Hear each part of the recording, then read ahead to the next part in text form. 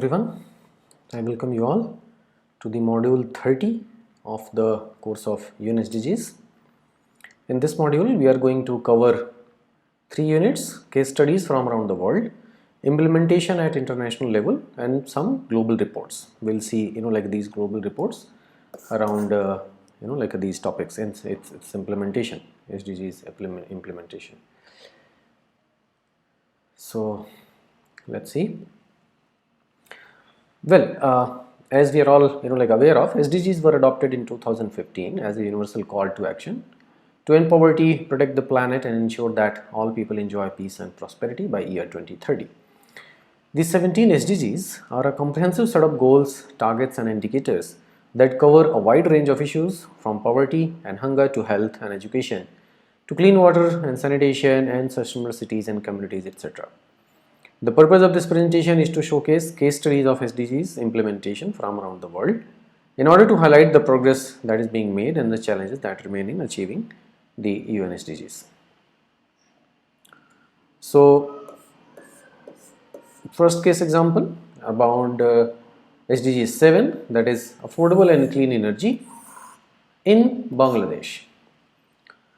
The challenge addressed in this case study is access to clean energy in rural areas of Bangladesh. Many rural communities in Bangladesh rely on traditional energy sources such as kerosene and wood, which are not only expensive but also have negative health and environmental impacts.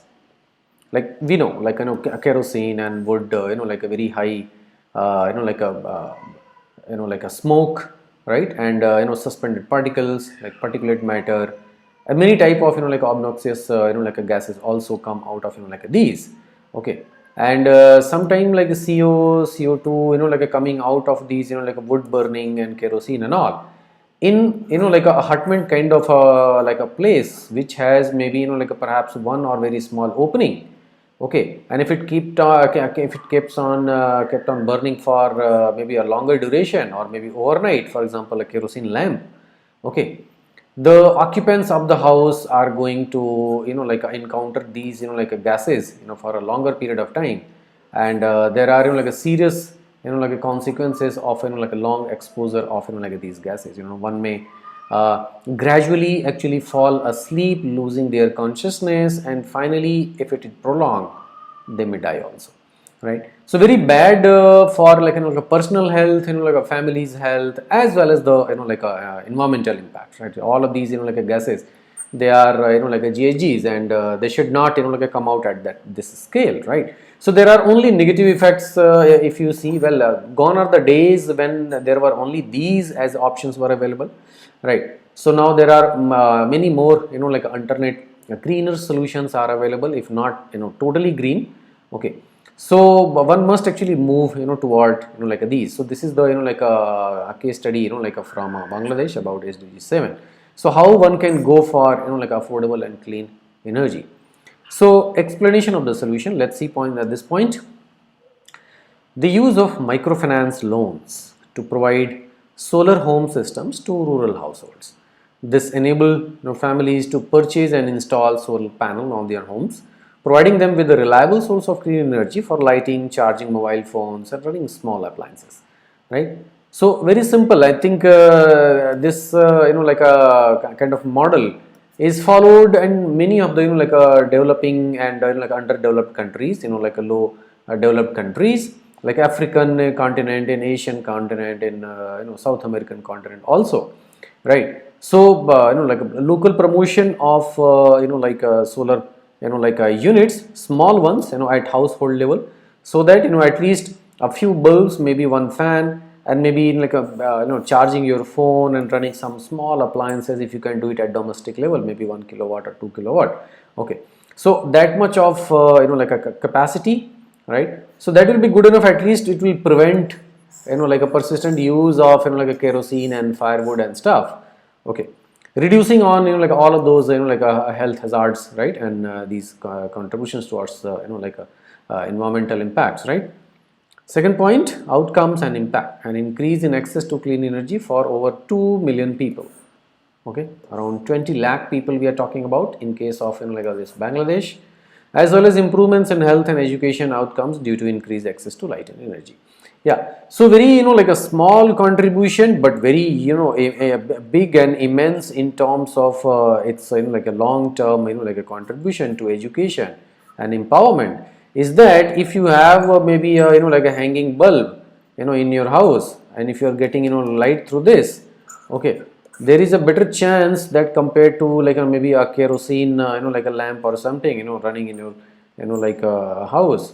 Right. So compared to this, this will give you like a more, like a cohesive and friendly lighting, encouraging, like a education also, right? So, well, the education, if the kids are getting, like this, there are, like a long term, like a benefits of this, right? So, immense contribution, some direct, like the regions what we saw here, some indirect and resulting in the long term, like this thing, like, education, right? And all of those.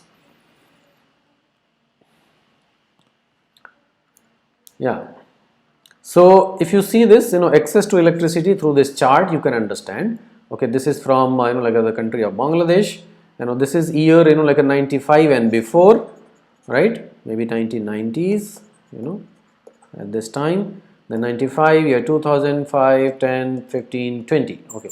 So currently, if you see, it started at here. Around like a 13, 14, right? Percent access to electricity, percent of population, this is this like a source from World Bank, like a website. Okay, so around 15% of like this like percentage of population was having like this connection to like almost like a 95% here in year like a 2020, almost, like if you see, so almost like a closing the like this whole 100% like this thing. So that's a tremendous growth you can see over like these many years. I think roughly around like a 30 years, 30 years, from 15% to like a 95%. Okay, so that is the journey what we are seeing over here, right? This is a tremendous journey in a span of like a 30 like year. That's why it is commendable, right? And yeah, electricity production from renewable sources excluding hydroelectric, okay, from Bangladesh, again World Bank source. So till year 2012 I see it was like a 0, okay, and yeah, by year 2015 if you see, this had reached to almost 100, like close to 40, 50, 55, 60, like millions. Yeah, it's given over here 158, right? So yeah, this is like this figure, it has like reached to like this thing, right? So 158 like lakhs, right? So that much of like like a kilowatt hours of like electricity production. Okay, so that is also kind of like a huge this thing, like till recently, this is surprising, like till recently the year 2012, then it used to be 0, right? There was no like a renewable energy like a resources being used in Bangladesh till the year 2012, right? And yeah, suddenly we are like seeing like this jump, right? So I'm sure this has contributed like a lot. And the case study we have like case study 2 about SDG 11, right? That is sustainable cities and communities in the Colombia. Like Colombia is from South American like a continent. The challenge addressed in this case study is informal settlements and lack of access to basic services and infrastructure in urban areas of Colombia. Okay, so informal settlements, lack of access to basic services and infrastructure. Okay, so this study is about like these things in the urban areas of Colombia. Many low-income families in urban areas of Colombia live in informal settlements that lack basic services and infrastructure such as sanitation, electricity and clean water, right? So as you see, like a typical case where like there are challenging situations in sanitation services, electricity supply and clean water like facilities in the urban areas of Colombia, right? And yeah, very like a densely packed because there is like a migration from rural to urban areas. A lot of people are like moving to the urban areas in terms of like for like getting better opportunities of work, education, health, etc., right?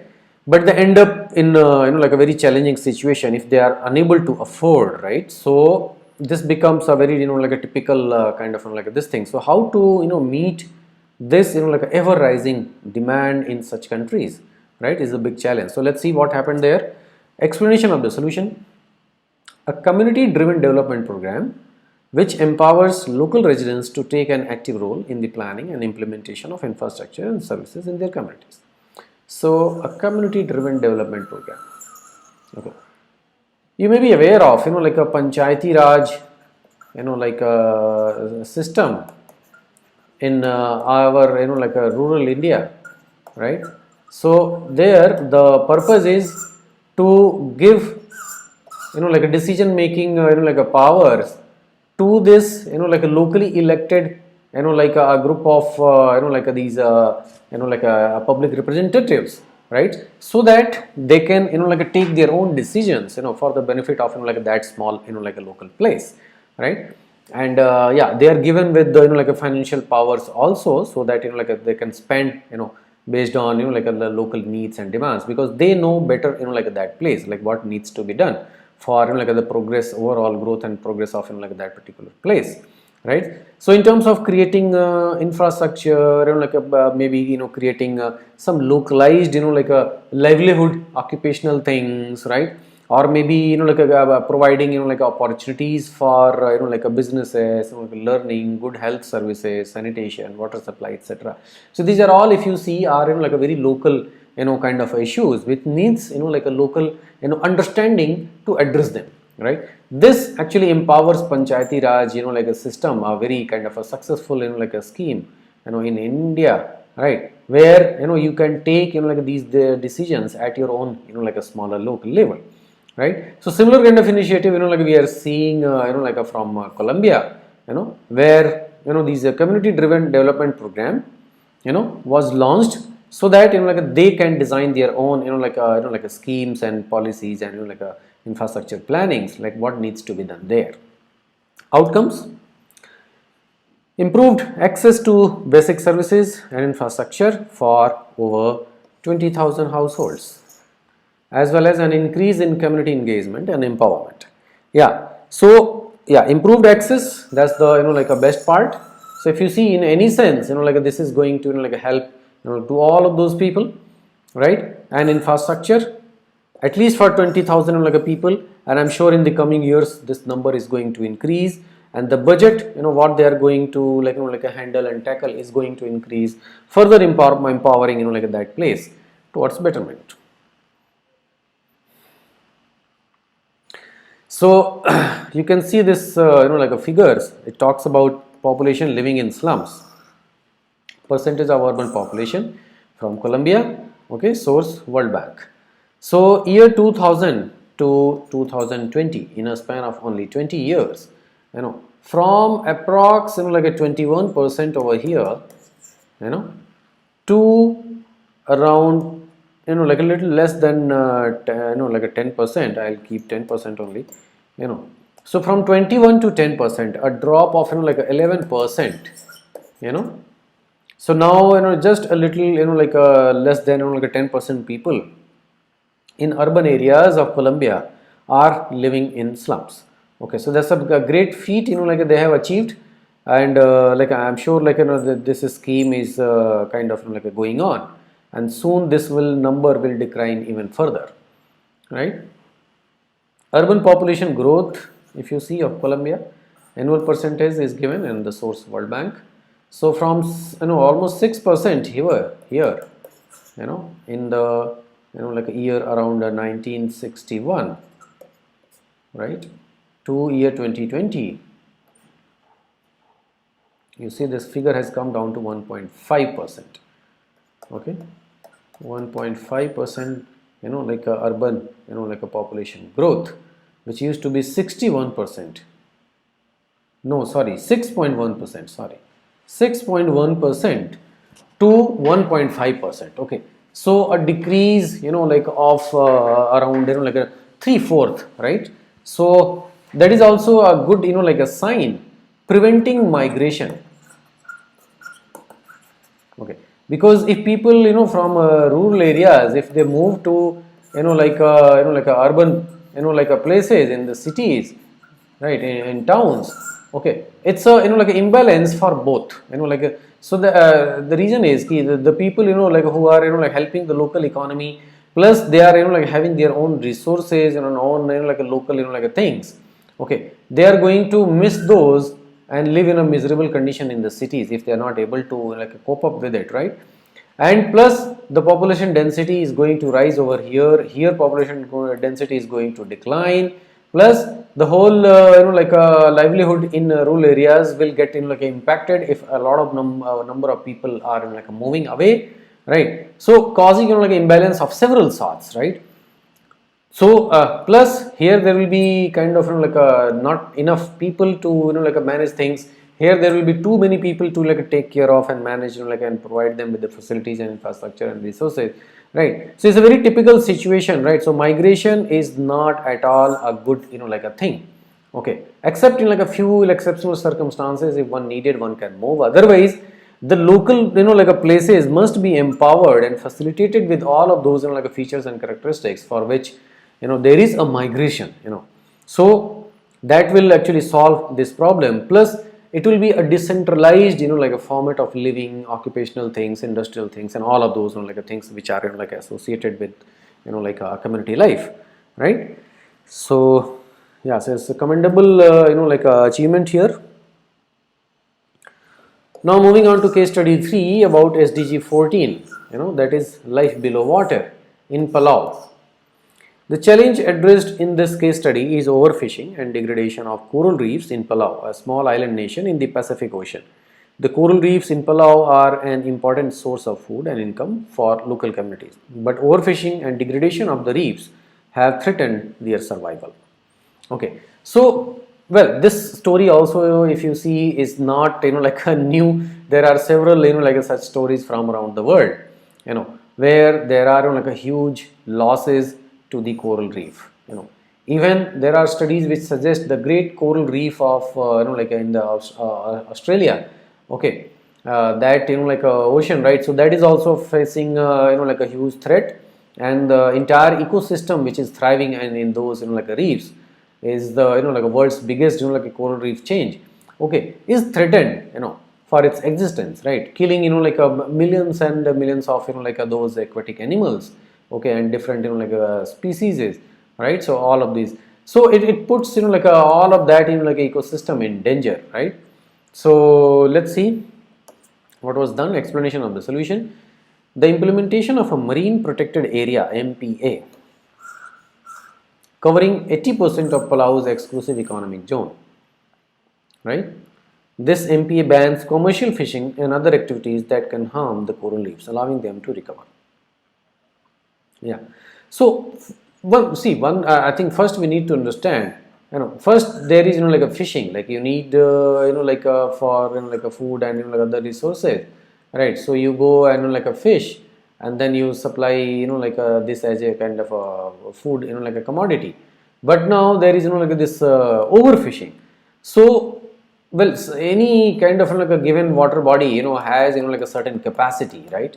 Certain capacity to hold water, maintain its pH, certain capacity to kind of a host a different living beings, aquatic animals like fish, reptiles, and all of those things, amphibians and other microbial phytoplanktons, planktons, and all of those stuff, right? Seaweed, etc., etc. So if that is threatened, if one of this is threatened, since we all know it's a kind of a chain, which helps and binds every stakeholder, right? So it's going to put all other species and layers in a threat kind of a situation, right? So how to address this, how to deal with it is a bigger example.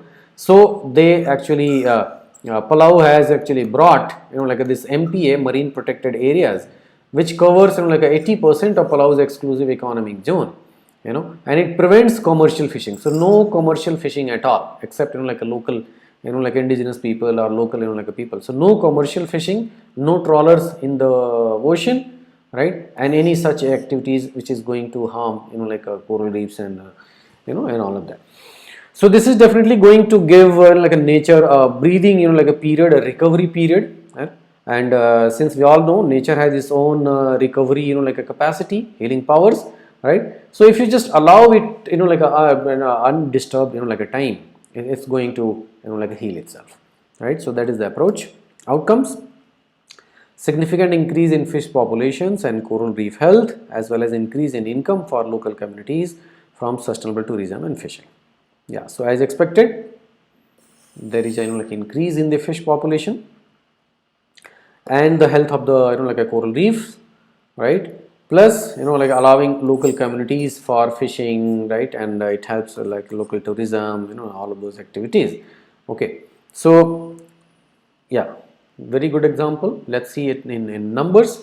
So marine protected areas, if you see till year 2018, used to be around like 83%, okay, of its territorial waters, okay, and that was brought to like 100% here in 2021, in year 2021, right? So totally like bringing all of its territorial waters under MPA, marine protected like areas in Palau, right? Here we see figures of total fisheries production in metric tons, okay, of Palau, source World Bank, okay.